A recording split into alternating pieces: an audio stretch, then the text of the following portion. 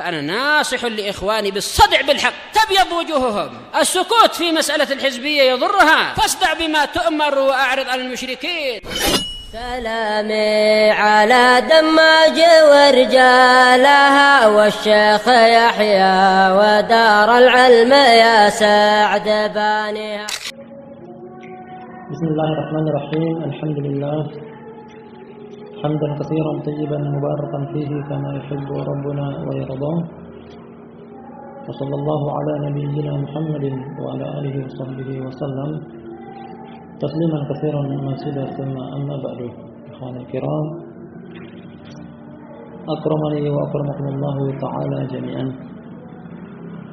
Kembali kita mengkaji kajian dari kitab Al-Jami' As-Sahih fi Tauhid Rabbil Alamin, kumpulan yang sahih dari pembahasan mentunggalkan Allah Rabb semesta alam.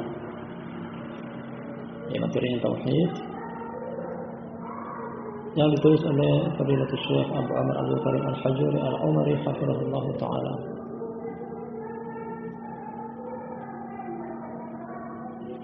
Kita masih berada pada judul bab yang sama pada beberapa pertemuan malam terakhir ini. Fadlu tauhidi wa ma yukaffiru min ad-dzunub. Keutamaan tauhid sebagai penghapus dosa. Ini salah satu di antara keutamaannya. Beberapa hadis telah kita baca sebagai bukti akan hal tersebut. Nah, bahwasanya dosa syirik Allah tidak mengampuni. Dosa selain kesyirikan Allah masih mengampuni selama dia adalah pelaku tauhid. Keutamaan tauhid yang lainnya yang telah kita baca juga. Barakallahu fikum jami'an, bahwasanya amalan tauhid lebih utama dan mulia daripada memberikan makan atau minum kepada para jemaah haji tamu Allah Subhanahu wa taala. Lebih mulia dan lebih utama daripada orang-orang yang memakmurkan Masjidil Haram.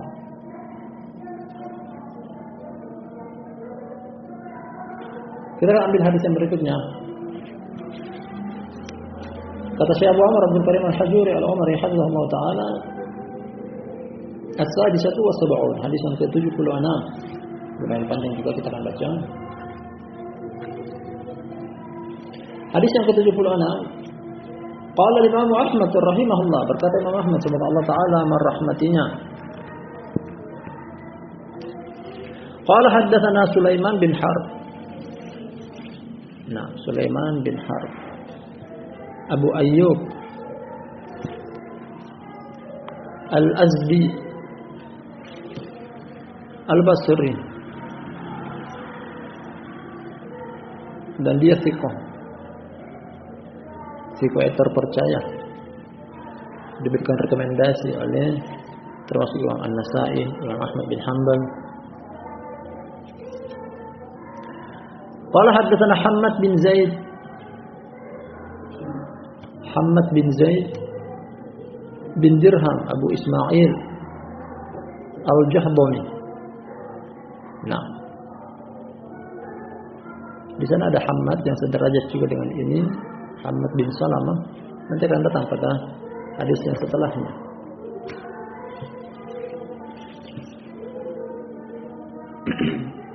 Ani Sa'id bin Zuhair, namanya demikian, Sa'id bin Zuhair. Nah, kunyahnya atau tidak disebutkan. An Sa'id bin Zuhair Al-Azdi Al-Kufi. An Zaid bin Aslam Al-Qurashi Al-Adawi.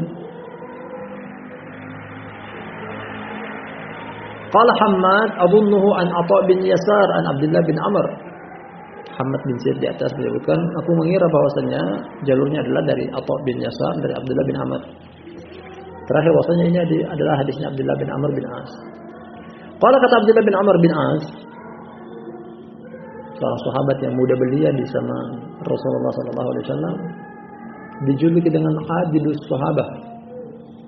Abdullah bin Amr bin As dijuluki bahwasanya dia adalah ahli ibadahnya para sahabat. Bapaknya, yakni Amr bin As, para sahabat yang mulia juga, pernah mendatangi keluarga kecil Abdullah bin Amr karena Disebutkan dalam riwayat bahwasanya Abdullah terpaut usia dari bapaknya hanya kurang lebih 11 atau 12 tahun saja. Nah, artinya bapaknya juga menikah di usia muda. Kemudian Abdullah si anak baru sekitar usia 11 tahun juga dinikahkan oleh bapaknya. Ya sebenarnya dia belum begitu tertarik dengan kewanitaan, makanya dia sibuk dengan mengurusi ibadahnya. Sang bapak yakni Amr bin As pernah menjenguk keluarganya, namun dia tidak mendapati Abdullah, dia hanya mendapati mertua. Nah, maksudnya dia mendapati anak menantunya, perempuannya. Menantunya tersebut mengeluhkan bahwasanya anakmu Abdullah lam yaftah lana gitu. Dia tidak pernah membuka penutup. Ini ungkapan dari istrinya. Dia tidak pernah membuka penutup. Artinya apa? Ya istrinya tidak pernah dipergauli. Nah, akhirnya kejadian tersebut sang bapak Amr melaporkan kepada Rasulullah SAW agar supaya diatasi dulu permasalahan kekeluargaan antara Abdullah bin Amr bin As dan istrinya. Akhirnya Abdullah bin Amr bin As ditanya, diinterogasi oleh Rasulullah SAW. Nah, pertama ditanyakan bahwasanya berapa lama engkau khatam? Ya, artinya dalam berapa hari? Jadi aku khatam 1 hari 1 kali khatam. Nah, kemudian ditanyakan bagaimana dengan puasamu? Aku berpuasa setiap hari, hari ini puasa, besok puasa dan seterusnya. Bagaimana dengan salat malammu? Setiap malam aku puasa, sepanjang malam. Nah, akhirnya Nabi SAW menganjurkan kepada dia untuk merubah kebiasaan tersebut dengan mengganti kebiasaan membaca Al-Quran paling cepatnya, paling maksimalnya 1 kali khatam dalam 3 hari. Artinya dari 30 juz berarti 1 hari 10 juz, 3 hari khatam. Namun ini juga terlalu cepat bagi sebagian orang. Kemudian untuk melaksanakan puasa yang paling afdal, tidak ada lagi yang afdal daripada itu, berpuasa sehari, berbuka sehari. Puasanya Nabi Daud.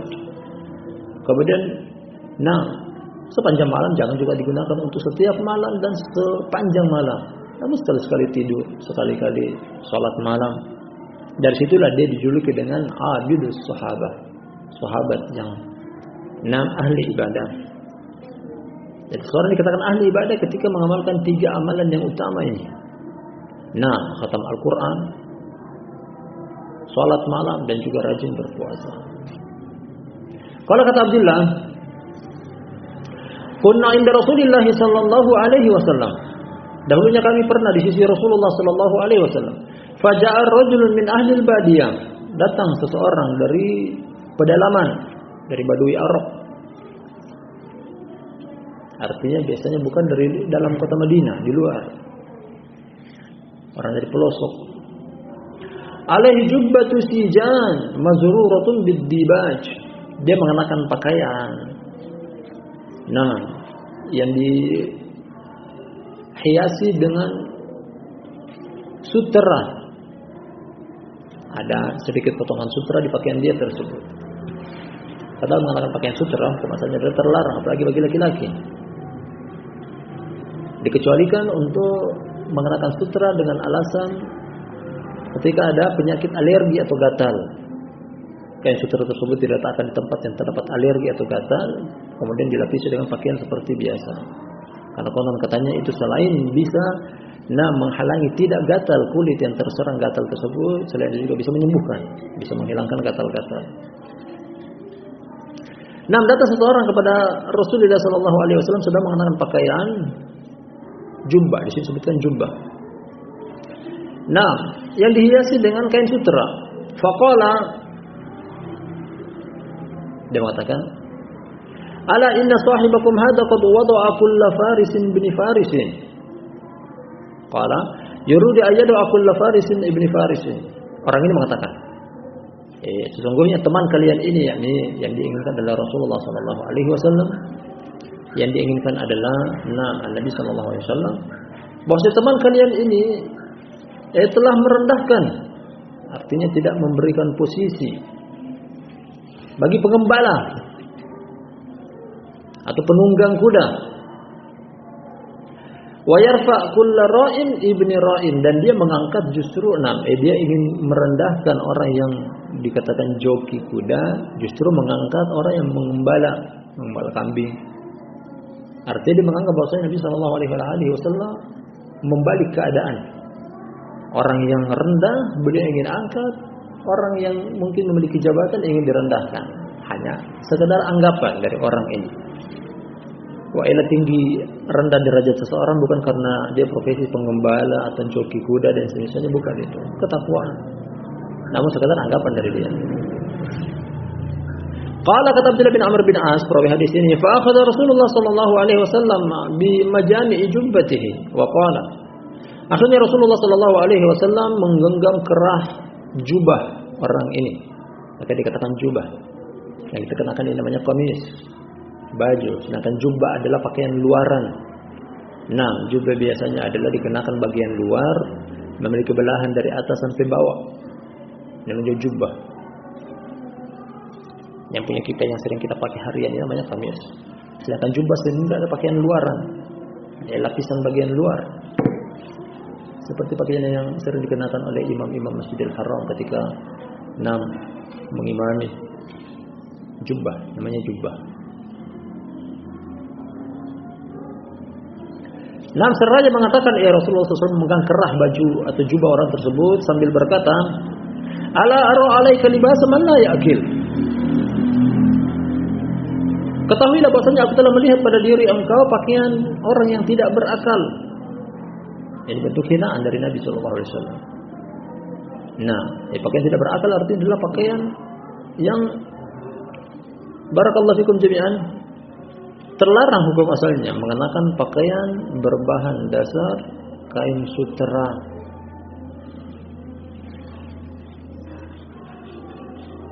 Ini satu qadiyah, satu perkara. Kemudian berpindah ke perkara yang berikutnya. Ini ada alur cerita, kemudian berpindah ke hadis yang berikutnya. Summa qala, kemudian kata Rasulullah sallallahu alaihi wasallam, masuk ke hadis berikutnya. Inna nabiyallahi Nuhan sallallahu alaihi wasallam lamma hadarathu al-wafatu qala li ibnihi. Sesungguhnya Nabiullah Nuh ketika tiba kematian dia pernah mengatakan kepada anaknya. Katakan kepada anaknya. Di sini cuma satu. Dia katakan kepada putranya, "Inni qasun 'alaika al-wasiyah, amuruka bisnaini wa anhaka 'anisnaini." Aku akan kisahkan kepada engkau wasiatku. Aku perintahkan kepada engkau dua perkara, aku larang dari engkau dua perkara. Jadi yang dia ingin adalah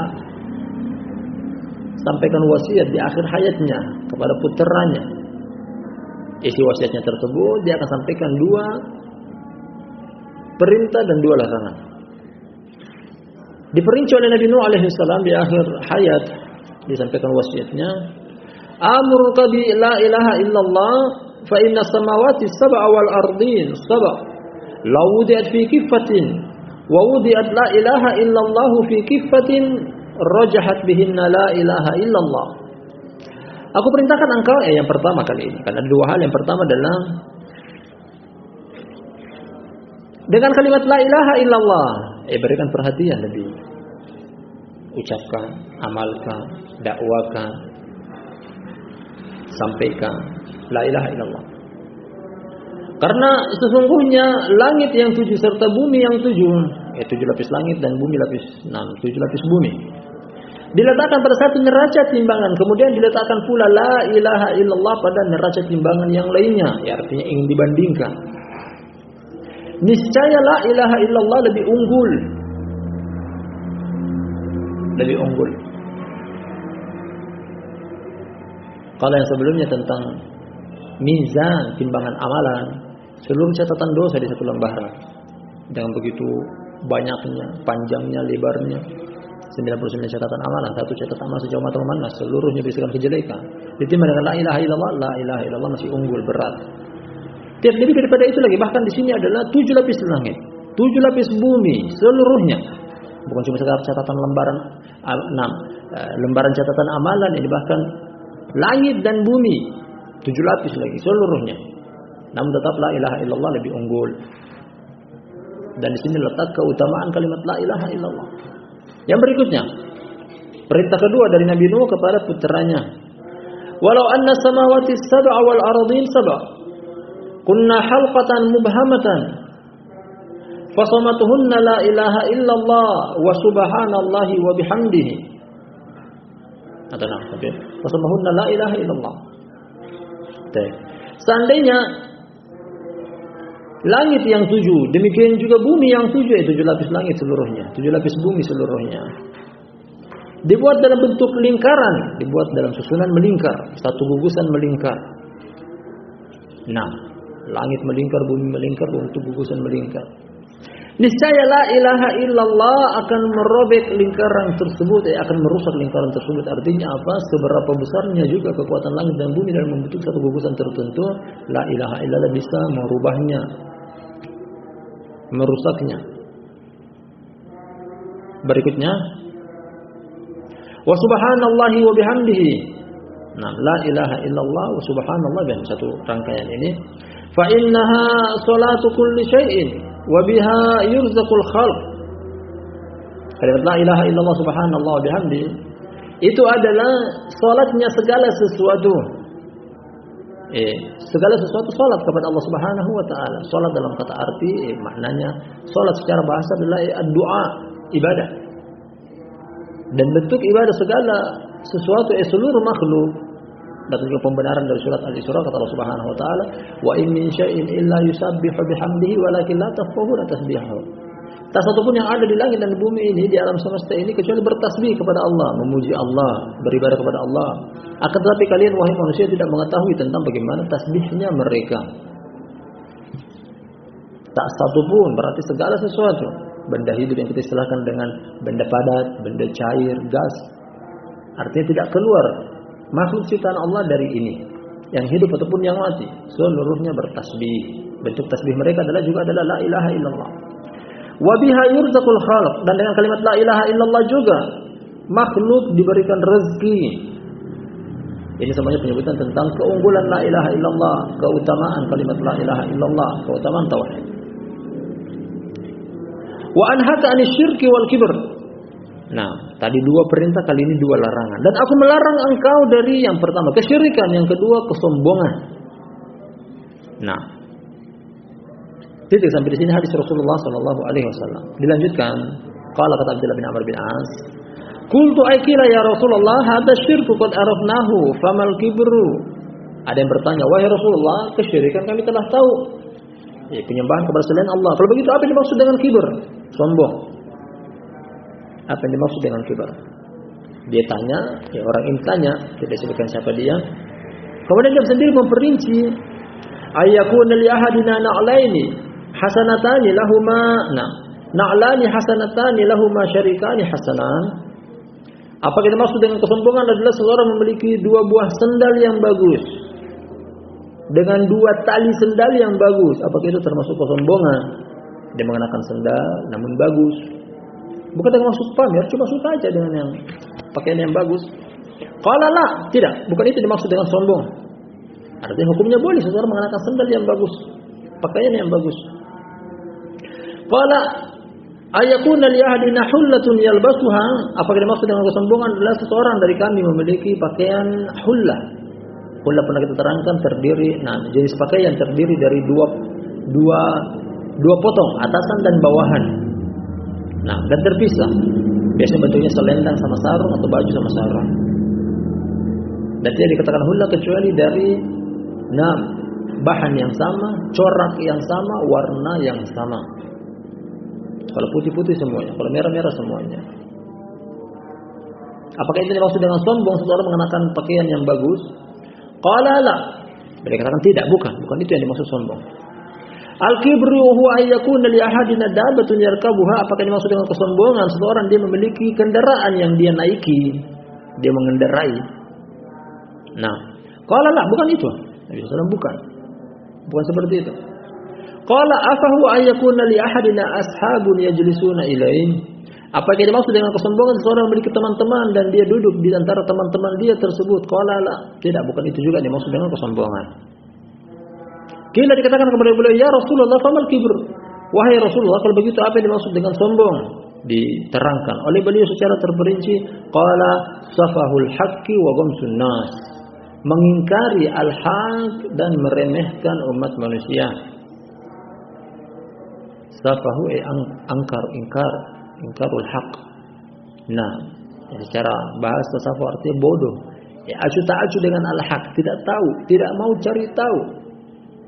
Nah, tidak mau mempelajari, yang menyebabkan akhirnya dia menolak al-haq. Inilah kesombongan.